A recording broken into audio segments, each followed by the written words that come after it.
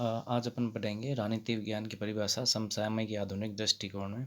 समसामयिक है ना, जो अपने इस समय का जो दृष्टिकोण है, या फिर आधुनिक, जिसको आधुनिक भी कहा जाता है। आधुनिक नॉर्मली यूँ जान के चलें कि जो औद्योगिक क्रांति है 1850 के बाद की जो भी परिभाषाएं हैं वो इसमें शामिल की जाती हैं। इसमें क्या अंतर आया है, जो अपन पहले पढ़ चुके हैं, परंपरागत जो परिभाषाएं थी उसकी बजाय जो आधुनिक दृष्टिकोण है उसमें ऐसा क्या परिवर्तन आया कि इनको अलग से परिभाषाएं इनकी राजनीति विज्ञान की बताई जा रही हैं, वो अपन इसमें पढ़ेंगे। तो परंपरागत राजनीति विज्ञान की परिभाषाओं में अपने पढ़ा था, तीन चीज़ें थी। राज्य का अध्ययन था, सरकार का अध्ययन था, और राज्य और सरकार दोनों का अध्ययन। ऐसे तीन ग्रुप में राजनीति वैज्ञानिक सम्मिलित थे, जो परिभाषाएं जिन्होंने दी थी। यहाँ पे नया दृष्टिकोण क्या देखने को मिलता है। शुरुआत होती है अमेरिकन जो राजनीति शास्त्री हैं, जिन्होंने जो उस समय परिभाषाएं जो लिख रहे थे, तो शिकागो विश्वविद्यालय और उसमें जुड़े हुए थे राजनीति विज्ञान के जो चार्ल्स मेरियम, एक बहुत बड़ा नाम देखने को मिलता है, उन्होंने इसकी शुरुआत की है। तो उनके नेतृत्व में, या फिर उनके जो भी स्टूडेंट थे, उनके जो साथ के थे, उन्होंने एक नए तरीके से देखना शुरू किया राजनीति विज्ञान की जो परिभाषाएं हैं।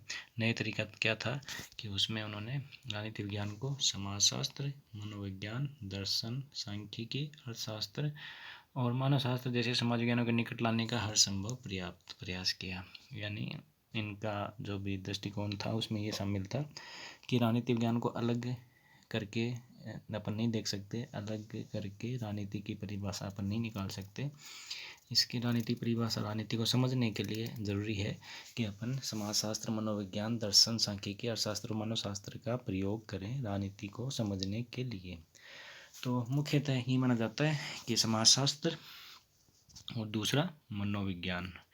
तो मनोविज्ञान और समाजशास्त्र को मुख्यतः शामिल किया गया था कि इनके बिना राजनीति को समझा जाना मुश्किल है। क्यों शामिल किया? मुख्य वजह ये थी कि इस दृष्टिकोण में, जो आधुनिक दृष्टिकोण था, उसमें ये बात नहीं उभर के आती है कि राजनीति को समझने के लिए ना संस्थाओं का अध्ययन से समझी जा सकती है, और नई ही सरकारें या फिर जो उनके राज्य हैं इनको अपन देख के, या कानूनी जो भी पद्धतियाँ थी उनको अपन नहीं समझ सकते। राजनीति को समझने के लिए ज़रूरी है कि जो इसमें भाग ले रहे हैं राजनीति में, यानी जो नागरिक या लोग इसमें शामिल हो रहे हैं, उनके व्यवहार को समझना पड़ेगा कि वो अमुक व्यवहार, अमुक राजनीतिक व्यवहार क्यों करते हैं, क्यों किसी पार्टी को वोट देते हैं, क्यों किसी पार्टी को पसंद या नापसंद करते हैं। ऐसे यानी कुल मिला के लोगों के व्यवहार पे अपने को ध्यान देना पड़ेगा। तो ये चीज़ें इसमें नई जुड़ के आती हैं। तो राजनीति की नवीन परिभाषाओं के संदर्भ में इसका अध्ययन निम्न रूप से किया जाता है कि राजनीति शास्त्र मानवीय क्रियाओं का अध्ययन है, राजनीति शास्त्र शक्ति का अध्ययन है, यानी मानवीय क्रियाओं को इसमें शामिल करना है। दूसरा, राजनीति शास्त्र में शक्ति का अध्ययन करना है, शक्ति को ध्यान में रख के, यानी शक्ति का प्रयोग लोग कैसे करते हैं उसका अध्ययन करना है। तीसरा, राजनीतिक व्यवस्था का अध्ययन है, राजनीतिक व्यवस्था क्या चीज़ होती है अपन देखेंगे। और तीसरा होता है राजनीति शास्त्र निर्णय प्रक्रिया का अध्ययन है। तो निर्णय प्रक्रिया को शामिल करके कैसे इसकी परिभाषा बनती है वो अपन आगे देखेंगे। सबसे पहले अपन देखते हैं राजनीति शास्त्र मानवीय क्रियाओं का अध्ययन कैसे है। तो जो शुरुआती जो अपन देखते हैं, कैटलिन आते हैं, जो वही शिकागो स्कूल के से जुड़े हुए थे राजनीति वैज्ञानिक हैं। तो इनके अनुसार राजनीति विज्ञान संगठित मानव समाज से संबंधित है। मुख्यतः ये सामुदायिक जीवन के राजनीति पहलुओं का ही अध्ययन करता है, न कि संस्थाओं के अध्ययन से ये जुड़ा हुआ है।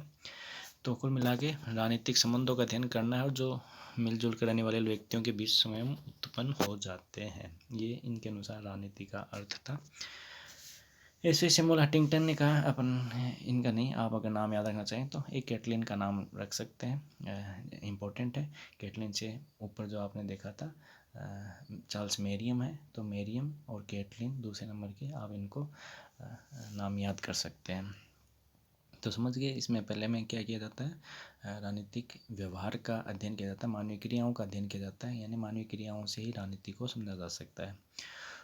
दूसरा जो दृष्टिकोण था, जो आधुनिक दृष्टिकोण में शामिल है, कि राजनीति शास्त्र क्या है, शक्ति का अध्ययन। यानी दूसरा ग्रुप है जो वैज्ञानिकों का, वो ये मानता है कि राजनीति को समझने के लिए अपने को समझना पड़ेगा कि शक्ति कैसे काम करती है समाज में, ये शक्ति कैसे प्राप्त की जाती है, इसका कैसे प्रयोग किया जाता है, और ये कैसे इसको बनाए रखा जाता है, और कैसे शक्ति के लिए संघर्ष होता है, ये सब चीज़ें अगर अपन जान लेंगे तो राजनीति को समझा जा सकता है। तो इसके जो मुख्य जो ग्रुप था वो है लासवेल, मेरियम, मैक्स वेबर, रसेल और मॉर्गेंथो। सारे इंपॉर्टेंट नाम आगे चल के आप एमए करेंगे या फिर जो कम्पिटिटिव एग्ज़ाम देंगे उनमें आपको सब इनके नाम देखने को मिलेंगे, आप याद भी कर सकते हैं उसमें। इस समय अगर याद करना चाहें, लासवेल आपने कर लिया और मेरियम आप कर लें, मॉर्गेंथो भी बहुत इंपॉर्टेंट है। तो कैटलिन और इनके अनुसार ये सब ने इस परिभाषा के अनुसार, इस दृष्टिकोण के अनुरूप परिभाषाएं दी हैं।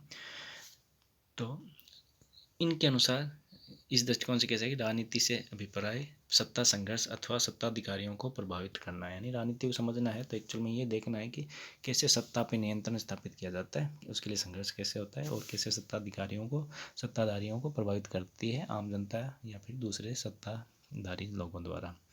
तो एक्चुअल में शक्ति को ही ध्यान में रख के, केंद्र में रख के अपन राजनीति को समझ सकते हैं। तो शक्ति का सिद्धांत संपूर्ण राजनीतिक विज्ञान में एक बुनियादी सिद्धांत है लासवेल के अनुसार भी, और इसके अंदर शक्ति के वितरण, प्रयोग और प्रभाव का अध्ययन किया जाता है।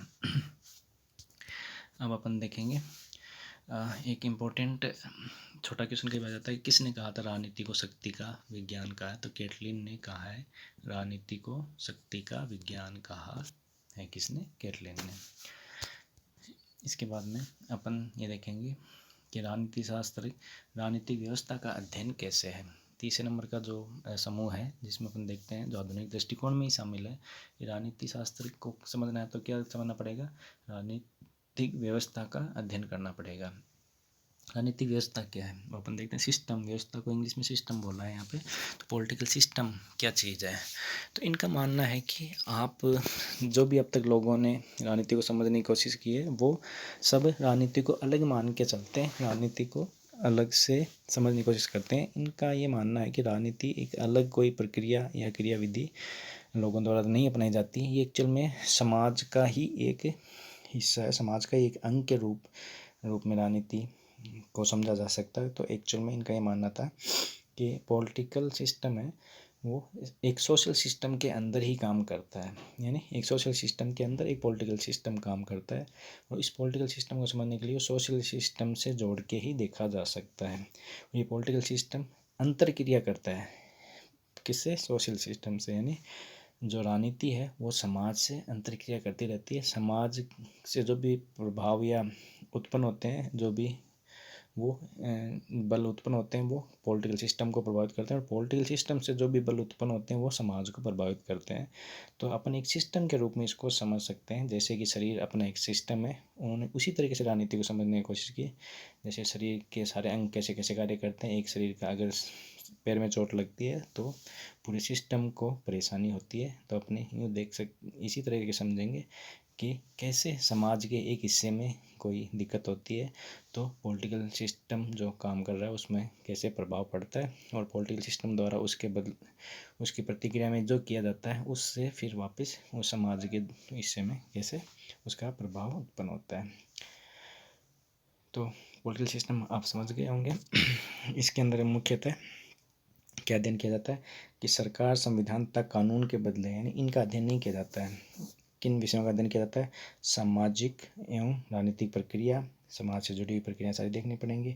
इस प्रक्रिया को प्रकट करने वाली संरचनाओं का अंतर संबंध कैसे आपस में जुड़ी हुई है। और तीसरा, मनुष्य का राजनीतिक व्यवहार कैसे पैदा होता है। अपने को देखते हैं राजनीतिक व्यवहार समाज की समस्याओं से ही उत्पन्न होता है। समाज में समस्याएं उत्पन्न होती हैं तो उस अनुरूप हर व्यक्ति का अलग राजनीतिक व्यवहार होता है। तो इस तरीके के दृष्टिकोण रखने वाले जो मुख्य थे उसमें 3 नाम ऊपर के थे, लेकिन 2 इम्पोर्टेंट हैं, आमंड और ईस्टन। गैब्रियल आमंड और डेविड ईस्टन, जो 2 बहुत बड़े विचारक रहे हैं। आगे आप अपने को फिर से पढ़ने को मिलेगा। तो ये तीसरे प्रकार के समूह था। चौथे प्रकार का समूह है राजनीति शास्त्र निर्णय प्रक्रिया का अध्ययन। ये चौथा जो अंतिम समूह है आधुनिक दृष्टिकोण की परिभाषाओं में। तो निर्णय प्रक्रिया का अध्ययन, इन समूह के जो विचारक हैं इनका मानना था कि राजनीति को समझना है तो एक्चुअल में ये समझना पड़ेगा कि जो निर्णय किसी भी राज्य में कैसे लिए जाते हैं, कौन निर्णय लेने वाले होते हैं और वो निर्णय कैसे लेते हैं और वो निर्णय क्यों लेते हैं। जब ये समझ लेंगे तो अपन राजनीति को समझ पाएंगे। इनका मानना है कि वर्तमान में जो भी राजनीति है या आधुनिक राजनीति जिसको भी कहते हैं, उसमें निर्णयों का प्रभाव पड़ता है राजनीति पे। जो निर्णय लेने वाले होते हैं उन तक कैसे सूचनाएं पहुंचती हैं, उन सूचनाओं को वो कैसे प्रयोग में लेते हैं और उसकी प्रतिक्रिया में कैसा निर्णय लेते हैं, एक्चुअल में राजनीति यहीं पे समझ में आती है। तो ये भी काफ़ी लोकप्रिय हुआ है ये परिभाषा भी, हालांकि इतना इम्पोर्टेंट नहीं हो पाती जितनी ऊपर की तीनों इम्पोर्टेंट हुई थी। तो ये चारों जो समूह के लोग थे वे आधुनिक दृष्टिकोण में शामिल होते हैं। तो चारों अपने इसमें देंगे, पहले परिभाषा बता देंगे, उसमें फिर यूँ बता देंगे परिभाषा में ये 4 प्रकार के समूह के विचारक इसमें शामिल किए जाते हैं। चारों समूह के नाम दोबारा आप याद कर लें। निर्णय प्रक्रिया का अध्ययन, राजनीतिक व्यवस्था का अध्ययन, तीसरा शक्ति का अध्ययन और पहला जो मानवीय क्रियाओं का अध्ययन। ऐसे ये 4 समूह के जो वैज्ञानिक हैं इनके दृष्टिकोणों को मिला के आधुनिक दृष्टिकोण तैयार होता है।